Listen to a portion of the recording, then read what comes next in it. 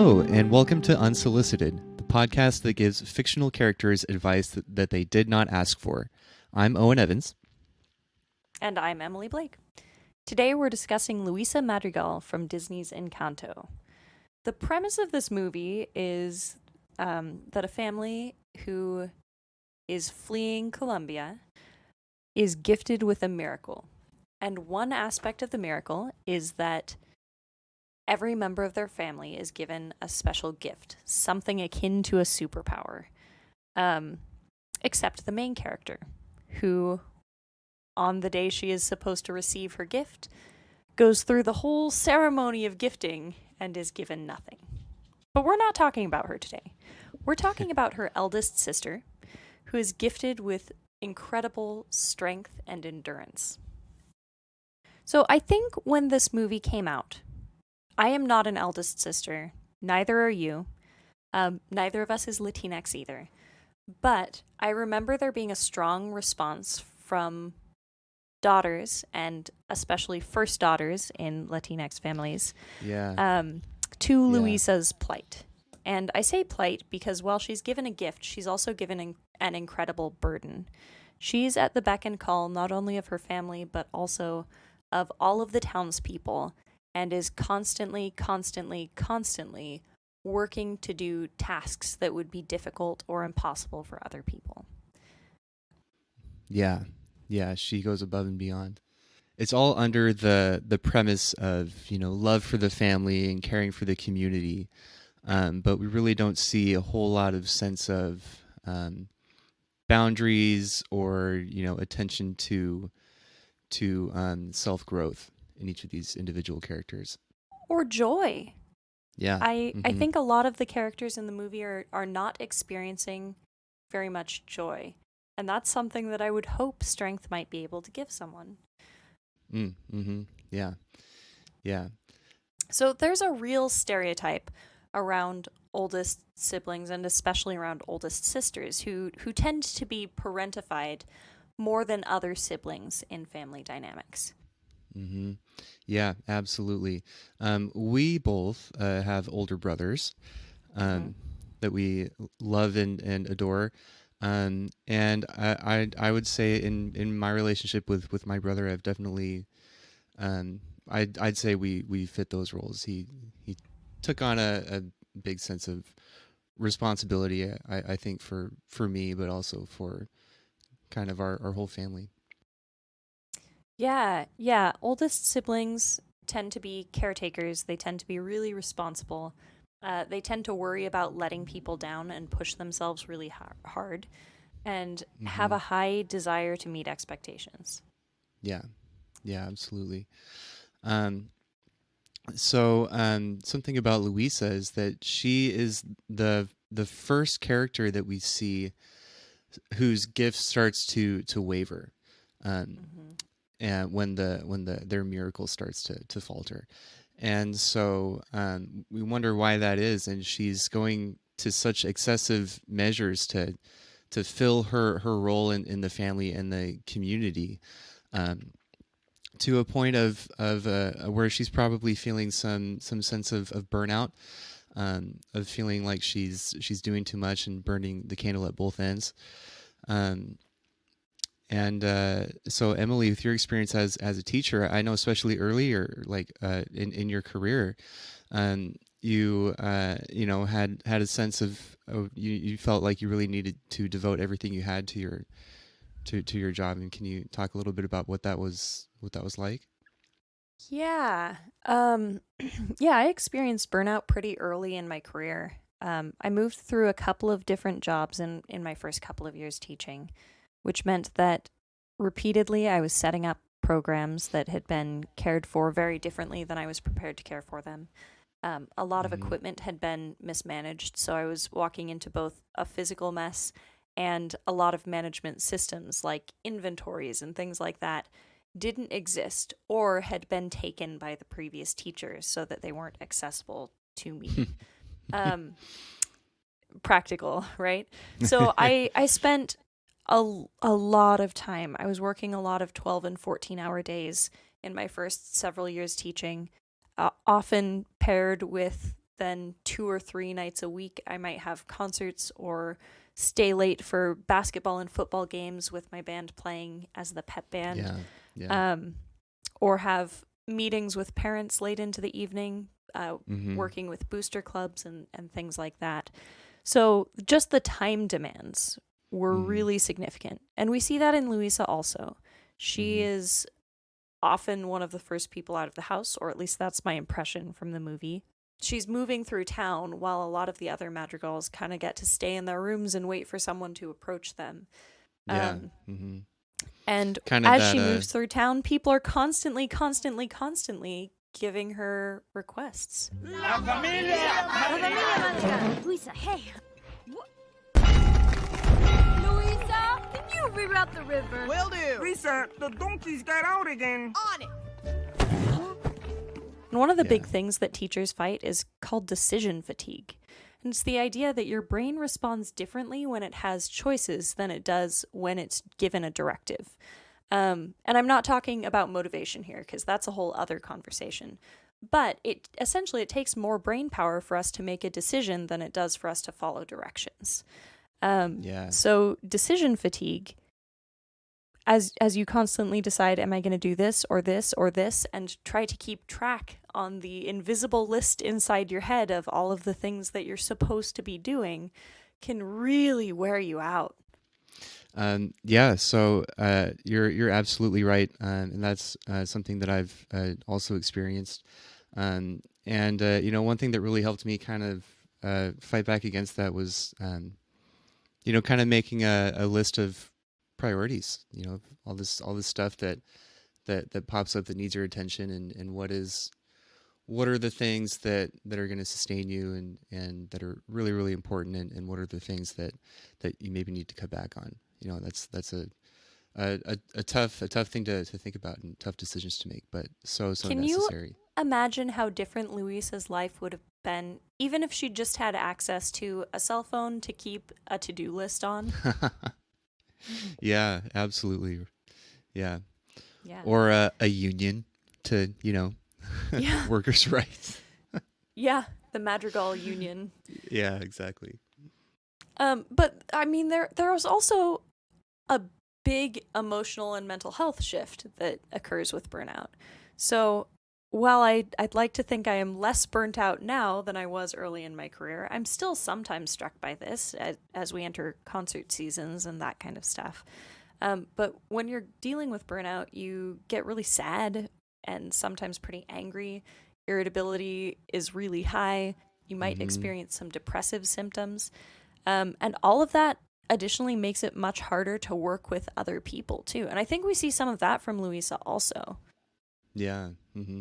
Yeah, totally. You see that there's that little scene in the movie when you first get the sign that the miracle is starting to fade, and Mirabelle, the main character, goes to Luisa for help. And Luisa is so stretched, so thin that she snaps at Mirabelle, which is kind of like the first time you see some confrontation in the movie. You kind of get a sense that, oh, this family is not so perfect as the image that's presented at the very beginning. Burnout is typically caused when someone doesn't have very much control of what they're experiencing. It's enhanced when there are unclear expectations. So even if you have a lot to do, if you know exactly what you're supposed to be doing, that's helpful. And if you just have this vague sense that you're constantly supposed to be living up to something, that's much harder. Yeah. It's caused when you have really long-term or extreme investment in an activity. And I think the ones that hit Luisa hardest are that she really has no social support network, and she really doesn't have any work-life balance. She doesn't have a job. She just is moving through town trying to help people, and that's her whole gig. Yeah, so if I were in Luisa's shoes, some things that you can do to kind of deal with this excessiveness of responsibilities, just set some boundaries for yourself. Put some expectations around what you want to get out of your life, because we assume you don't want to be working all the time. put up some systems to manage all these requests that are coming in from the people in the town that she's working for, and even tell them, hey, this is when I take care of things around the village from this time in the morning to this time in the afternoon. And when that time comes, that's my time, right? That's the time that I get to go home and be with my family and do the things that I enjoy, And which you is know what? so important. Honestly, I think based on the way the townspeople treat that family, I think the townspeople would probably cheer if she set some boundaries and said, "Hey, you guys, I need some time for myself. Please give me the weekend," or "I don't Mm-hmm. work after 5," or I will only take emergencies during these hours, and they need to be Hmm. true emergencies. Mm-hmm. If your donkeys get out, you gotta go find them yourself. Yeah, definitely. One of the cool things about the movie is that when we get to the end, and the Madrigals kind of lose their powers, and it seems like maybe they're going to lose them for good. They don't know that the miracle is going to come back. You Mm-hmm. do kind of see the townsfolk step up to the plate and offer their services and their labor to help the Madrigals come back from this tragedy that has befallen them. Yeah, it does seem like there's a really healthy relationship between the townspeople and the family in that regard. Um, it's clear that they are really well loved by the townspeople and not sort of dictators within the town. And I think they Yeah, very yeah, yeah. easily could be. Yeah, absolutely, absolutely. Um, Yeah. I'd uh, like to see Louisa investing in a little bit more self care. And I don't necessarily mean bubble baths and face masks. Um, I think actually that this is a really gendered issue, and the way that we talk about self care for girls and for guys looks really different, right? For girls, we say, mhm. well, why don't you have a spa day and a massage? And for guys, we essentially say, why don't you take some actual time off and do things that you enjoy? Yeah, Um, yeah, you're right. Yeah. and and that's sort of an interesting dynamic because the things girls are encouraged to do for self care are about often beautifying themselves and making them more presentable to the public in general. Um, Yeah. and the Mhm. things that guys are encouraged to do typically are things that bring them actual joy, or at least that's my perspective. Maybe as a guy you have a different perspective. What do you feel like you're encouraged to do for self care? Yeah. I guess what that looks like for me is like you said, taking some time away, anything that's going to take my mind off of the activities or the things in my life that are causing that stress. Um, and for me, a lot of times that's, well, getting outside, spending time with my friends. Um, in fact, making this podcast with you. We don't have to include that. This It's kind of is cheesy, this but is it is self care true. for me too, actually. Um, Yeah. yeah, one of the things that I was encouraged to do recently was to stop trying to take things off my plate as self care and to start trying to put things on my plate that I enjoyed more. Mm. So instead of thinking more about what responsibilities I have and what I need to be doing for other things, to block out more time and go, no, this is something that I really care about, and this is something I want to invest in. So for me, this podcast is Yeah. absolutely a self care tool because, Mm-hmm. a couple of times a week, you and I are getting together and spending some quality time talking about things that are interesting to us. And it Mm-hmm. engages my brain doing something uh, it engages my brain thinking about stuff that I wouldn't ordinarily think about. And I'm a person who genuinely enjoys critical thinking and Mm-hmm. having intentional, thoughtful discussions. Yeah. Yeah. You spend so much of your day thinking about one thing, right? Whatever it is that you do for your job or spend most of your day doing. And it just gets so exhausting and wears on you, especially this time of the year, when we're going through this kind of seasonal change. There's less daylight outside. Um, and yeah, it really does kind of get to feel monotonous. So having something that kind of forces you to or forces your thoughts away from that kind of daily monotonous grind. Yeah. Yeah, absolutely. Okay, so let's talk about a couple. I know we're here to discuss Luisa, but let's talk about a couple of other characters who kind of contrast Luisa in the way that they manage their responsibilities. Mirabelle, for instance, is faced with the responsibility of saving the family miracle. And we probably should have said spoiler alert somewhere in this episode, but little late now. The miracle in the movie, if you haven't seen it, is represented by a candle. And the candle starts flickering. It's tied to their home, their casita, and their home begins to crack and crumble and fall apart. And when their home falls apart and the candle goes out, all of the family's powers disappear. So all of their gifts disappear. Yeah. Mirabelle, go ahead. Oh, sorry. Well, to finish your thought about Mirabelle, I'll chime in later. Mirabelle, earlier in the movie, has a premonition that this is going to happen. It's not a part of a gift for her. She just realizes it's going to happen and starts trying to learn more about the possibility of losing their miracle. And it comes to light that she is the person around whom the miracle turns. For whatever reason, she's the one who has to figure out how to save the miracle, which is a huge burden, especially for someone without superpowers.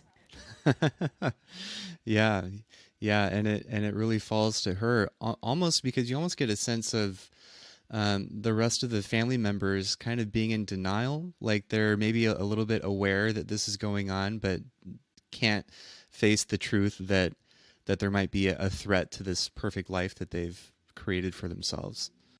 Yeah. I think a lot of us would probably fall into that camp. Just the complacency of having had these experiences for so long. Yeah. Yeah, definitely. And so Mirabelle, who has been feeling maybe a little dejected, a little bit like an outsider, not part of her family because she has not been graced with one of these gifts, kind of takes the responsibility of figuring out what's going on and trying to save this as a way to prove herself. Which seems to be, a theme in this community. It's you have to do so much to be valid, which is think where of this Luisa as the big shoes to fill phenomenon. Even if you're not replacing someone, in one of my early jobs, as a band teacher, I went to a concert before accepting the job, or I guess I lied. I went to a concert right after accepting the job.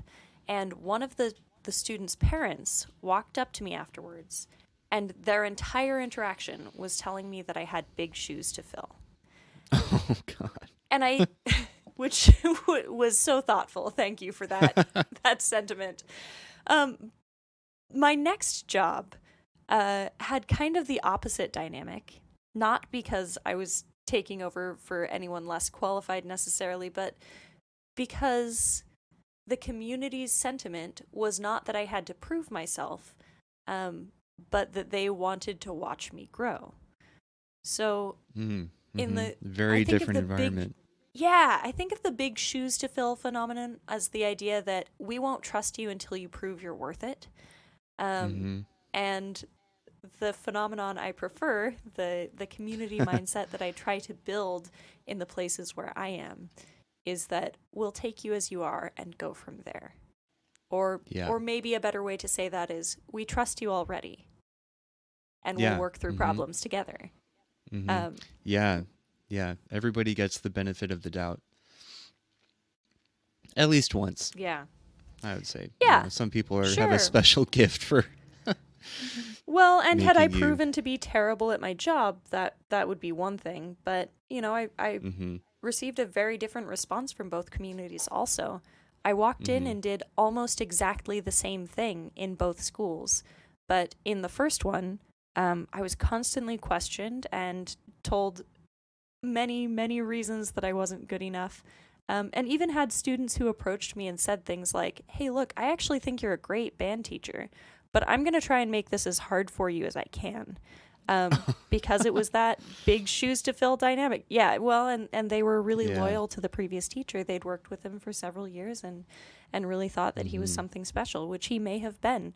But that's unrelated to who or what I am, and really damaged the experience they could have had, that we could have had together. And in my next role, it was the total opposite. I walked in and they were like, we're so glad you're here, and what can we do to support you? And like I said, I did all of the same things. And they have been so much more effective because the audience I was working with was interested and willing to receive them, for which I am grateful every day. That was a far better experience. Yeah, me too. Yeah. We've been friends for a long time, and so I had been able to watch you go through this and deal with some of the things you just described, and it was tough, me knowing how great you are, and having seen how great of a teacher you are, and being treated Thanks. in a way that you certainly didn't deserve. So well, now I feel vindicated. Okay, back to yeah. Yes. Take that. Anywho. Gosh, I hope none of the people from that school end up hearing this podcast. I would hate for them to feel badly. And I think teenagers mature at different rates, and they did the best they could with the information they had at that time. Mm-hmm. Yeah. So my experience in my job, thankfully, was much more similar to your second school, which I'm very, very grateful for. It doesn't always go that way, and I do feel like I got very lucky to kind of step right into a welcoming and supportive community, and it made my first year as a teacher, go much better and be much more bearable.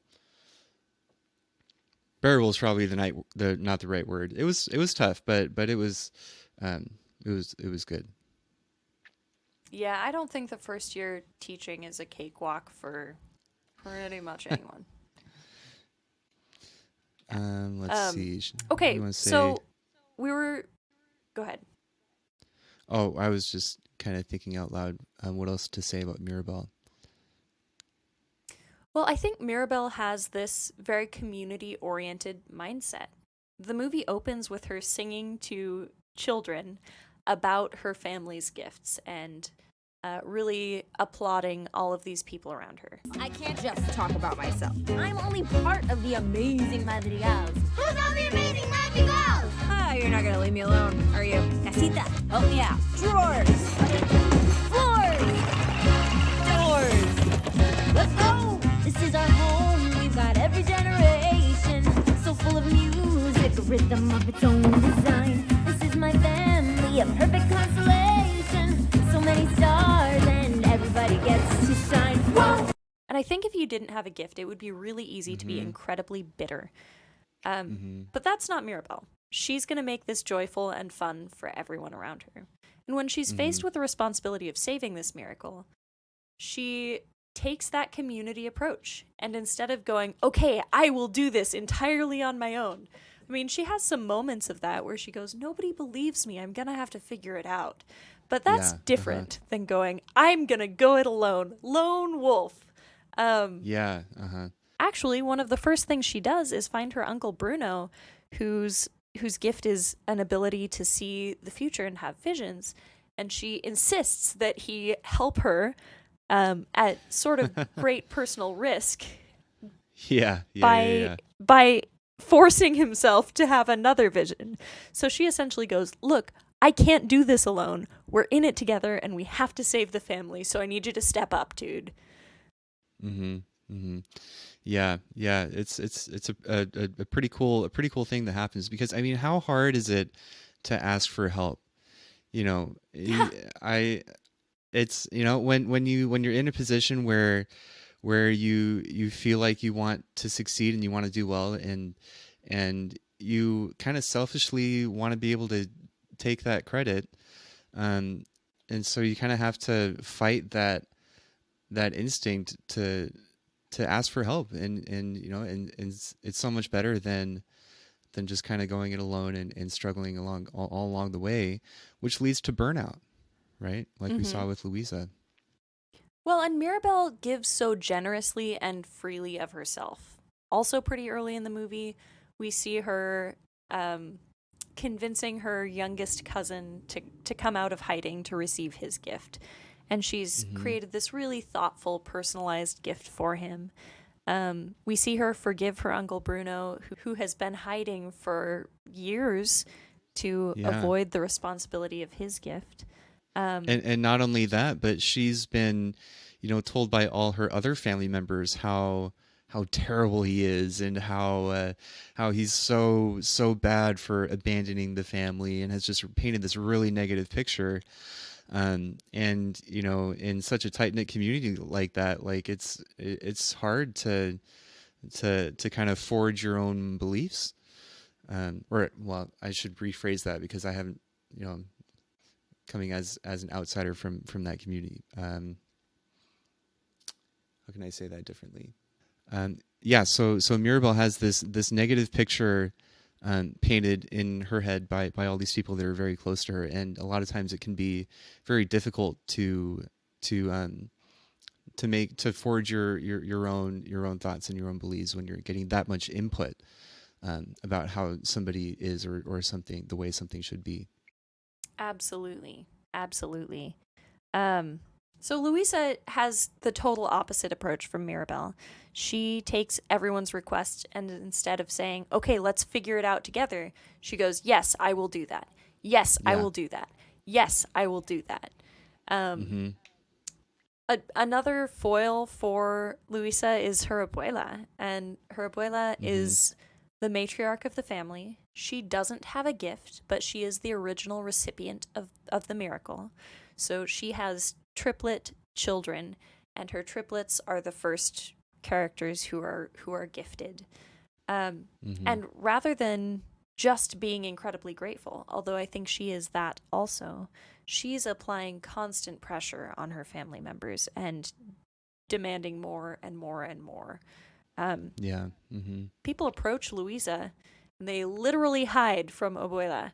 Like, Bruno has been hiding in the walls of their family home for years, and when he finally comes out, the person he's most afraid of seeing is his mom, right? You just have to see it. By yourself, after I leave. What? You're not coming?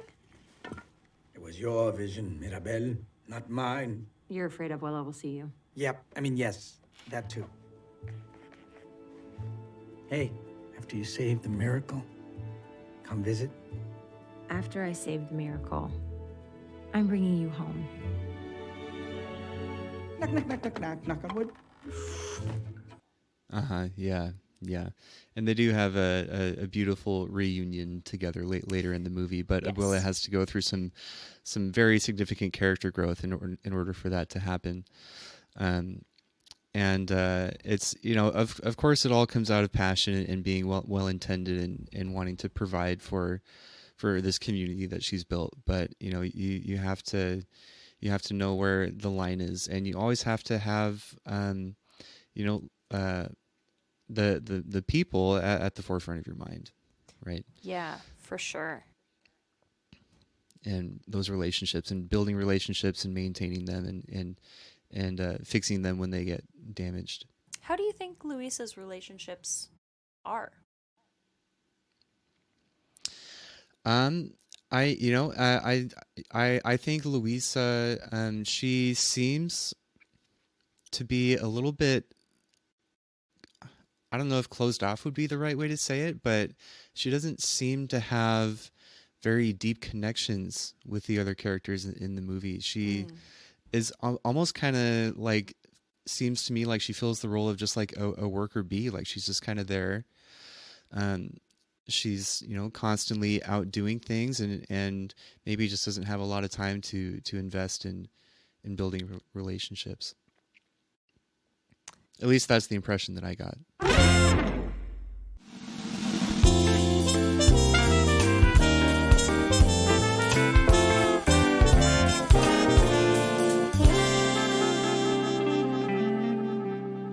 Okay, I have more to that thought that I just had. So I think Luisa's relationships are almost a little bit shallow.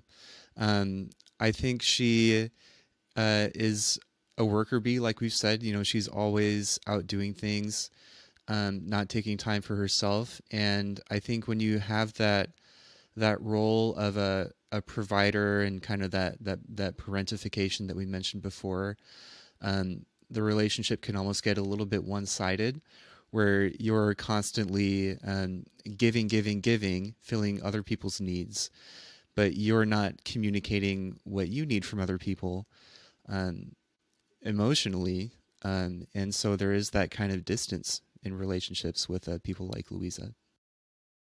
Yeah, I think you're spot on. How do you feel like Abuela's relationships are with people?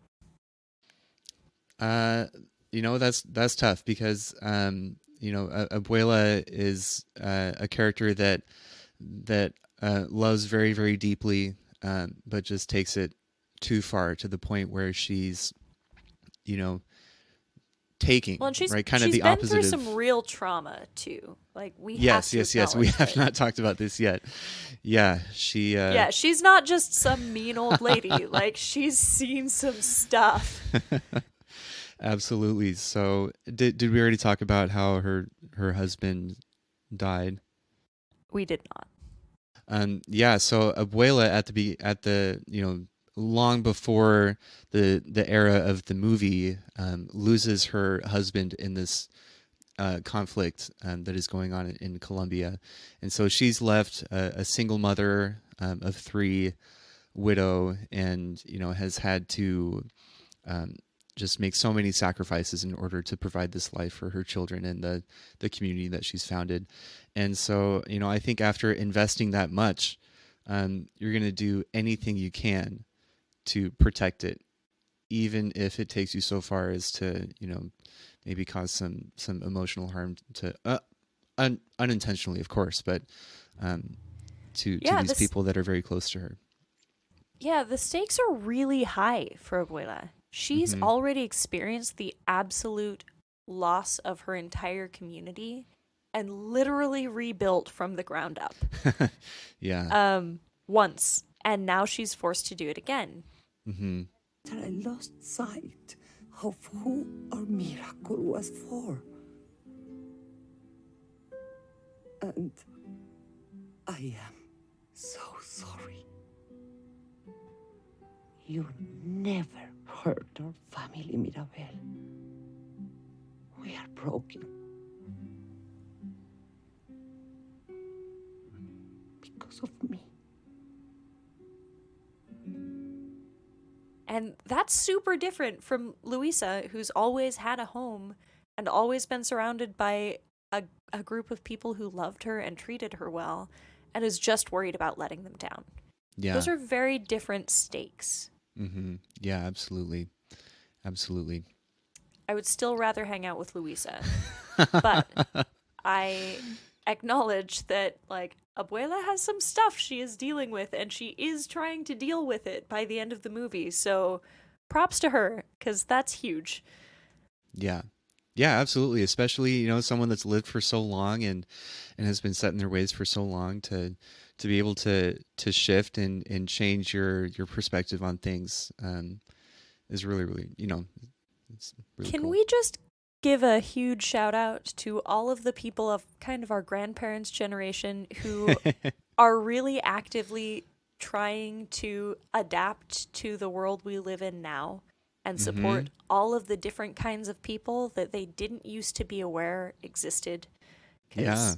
that's something that I see in some of the older folks around me. Genuine effort to support their communities, and it's really cool. Yeah, people being open-minded. And not only that, but going out and seeking new perspectives. I see that a lot in my family and other families around me, which is just, that's really cool. And it kind of makes me think about, however many years from now, when we're the old folks of our families, what are the things that we're gonna need to be open-minded about. It's kind of fun to think about the future from that lens. Well, and one of the reasons we wanted to create this podcast in the first place was that, I mean, partly we wanted to hang out and it seemed like a fun thing to add, but we also both believe that when we think deeply about fiction and about things that have been made up, it can help us think more deeply about our own lives. So my hope, and I think your hope, is that when people listen to this podcast, they're not just, maybe they're just listening passively and that's fine. But I hope that some of our listeners also start thinking a little bit more deeply about some of the dynamics that we're talking about and how they might experience them in their own lives too. Yeah, absolutely.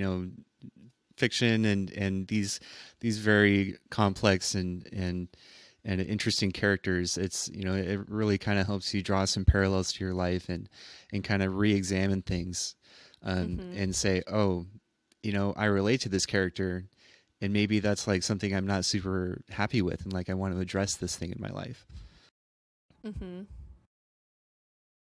Let's talk about one more foil to Luisa, and that's Bruno. They both are given gifts that have incredible power and incredible ability to support or harm their town.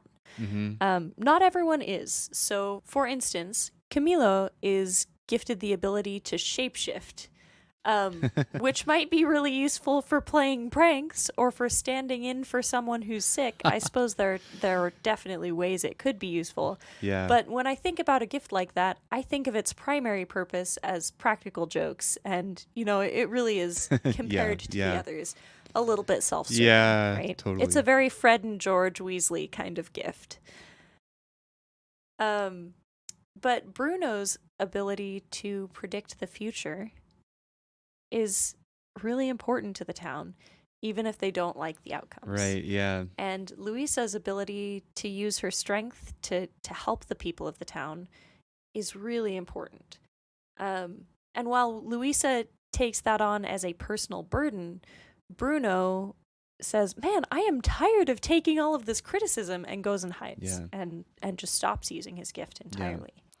Yeah, and alienates himself from his family, even though he loves them so deeply. He's not willing to leave them. You find out that he's been hiding out in the house so that he can still be close to them and kind of be there and sort of be a silent supporter when they need it, even though they may not know that he's there working in the background. Yeah, there's a really heartbreaking scene where we see that he's been living inside the walls, and he has a little peephole that lets him feel like he's at their family dinner table. Yeah.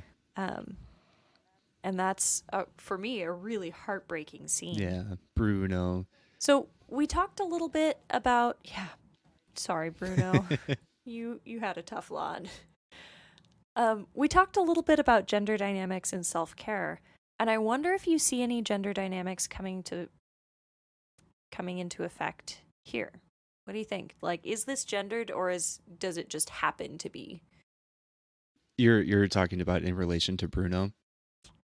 Yeah, well, Bruno and Luisa, and the way they respond to their responsibilities. To their plights. Yeah, I think plights is a better phrase. Yeah, I certainly would say so. I would say, yeah, definitely. Because Bruno filling a masculine role in this family probably feels like he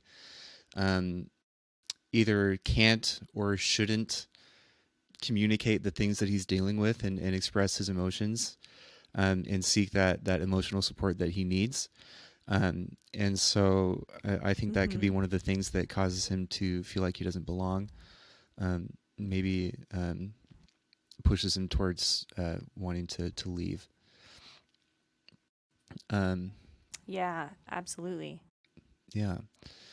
And on the other side, right, we have Luisa, who is investing so much energy in taking care of her community, we often see women in our communities fill the roles of nurturers and caretakers and things like that. And Luis, of course, takes that to the extreme. So yeah, I definitely do see some gender dynamics in the way that they handle their responsibilities. Yeah. Yeah, I also wonder if things would have been different for them if their gifts had been reversed. Physical strength, in our society at least, we consider a typically masculine characteristic. And that's one of the pieces of feedback that a lot of people really appreciated. They loved, when this movie came out, that a woman had been given the gift of physical strength. Yeah. And then they loved that the illustrators had actually made her look strong. Yeah. Right? Yeah. And not in a comic book kind of way either. Yeah, but she doesn't actually looks like a Superwoman. Yeah. She looks like an actual strong woman. Yeah. Right? She's not sexualized. Right? Mm-mm. Big thing. Yeah, it's cool. Yeah. So I wonder if things would have been different. And by the same token, Bruno's gift is essentially the gift of being able to plan. Like, if you know what's going to happen, you can figure out how you're going to respond to it, right? Yeah, Bruno's you're not right. the best communicator in the world. Neither Yeah. is Luisa. Luisa's also not a great communicator. But Bruno, we discover part of why he's received this criticism is actually not that he was necessarily predicting terrible things, but that he wasn't communicating very clearly about what he had seen and what he was expecting to happen. Right. And I just wonder if we would have seen how they would have responded differently if they'd had each other's gifts. What if Luisa was able to see the future and Bruno was gifted with physical strength? Would Bruno still have hidden from that responsibility and from the burden and the burnout? Was that an aspect of his personality or an actual response to his gift or That's a really interesting question. would- Yeah. Sorry, I kind of What cut do you you off there. So that this kind of you're brings up a thought that I had earlier. I think a lot of these characters, their gifts kind of do match up with their personalities. I mean, you see Luisa. Well, I guess you never really know Luisa before she had her gift, but Luisa the caretaker being given this ability to care in a very big way. Also, what's the character? literally Dolores. Yeah, to carry burdens, right? Dolores, the aunt who has the ability to hear things from long distances away. Perhaps that lines up with her personality trait of always wanting to know what's going on. Another I think example. she's a cousin, but she is my favorite character. Yeah, she's spunky. Another really good example is Mirabelle's mom, right? She has the ability to physically heal people with food that she makes. And she is a mother figure and has a very, a personality that fits that, right? She cares for people and is a nurturer.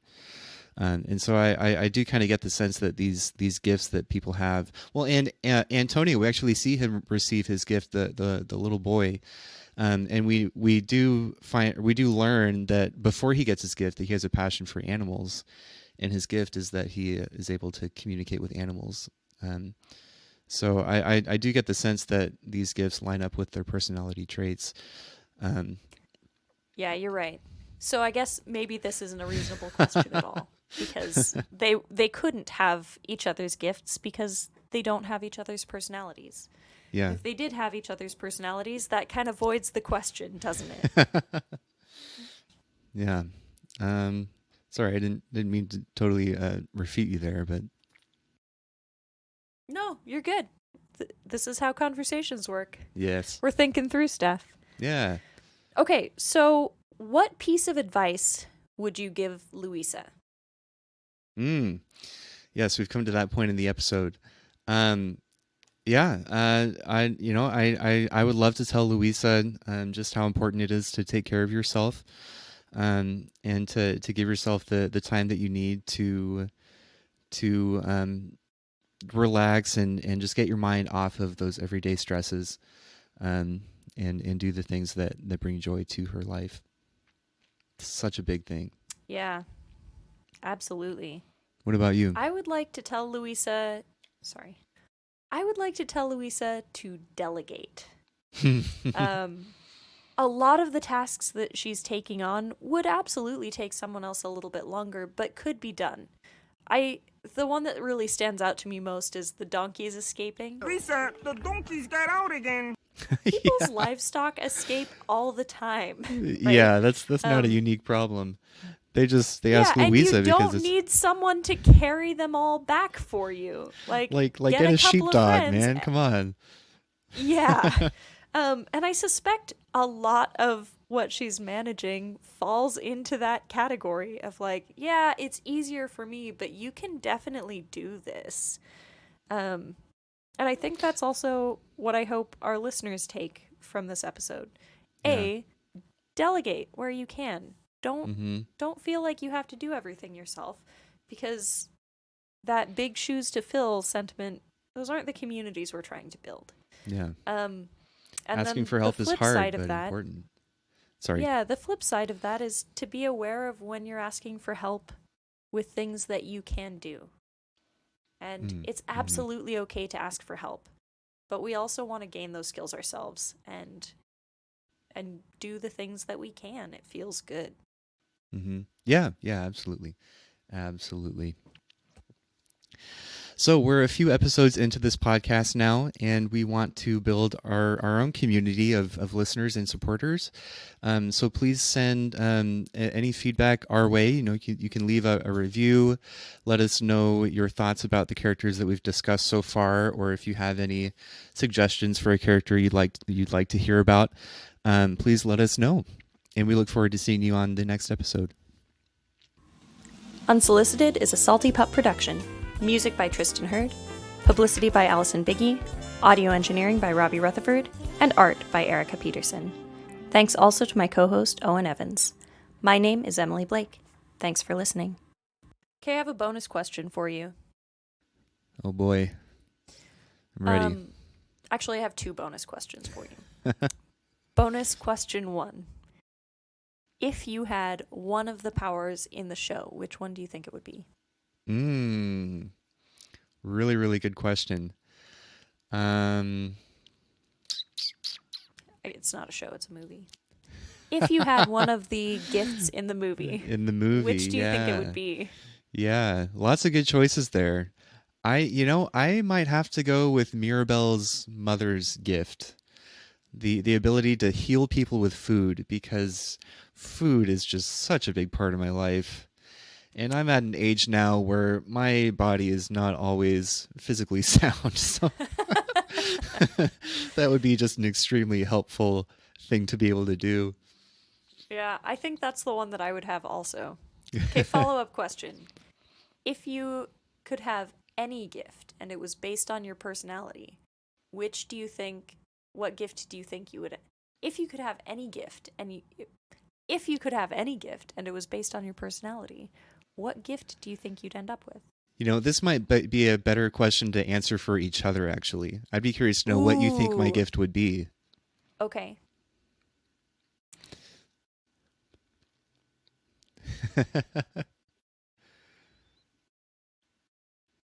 I think you would be able to rewind and do things differently. Because I think that you're someone who really reflects on the things that you have done and finds ways to do them better in future. And I think there would probably be like a limit to how far you could rewind, but I think you could rewind like up to 24 hours. Yeah. So that you could fix mistakes based on your reflections. Yeah.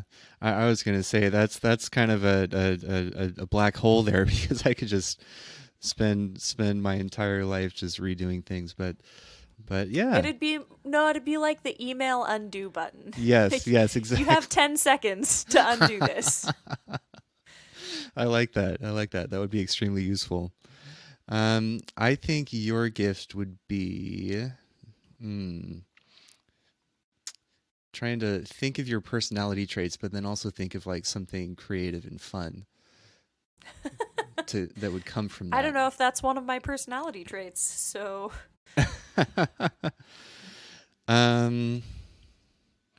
Okay, I'm going to think for a second. Robbie just cut out all my thinking time.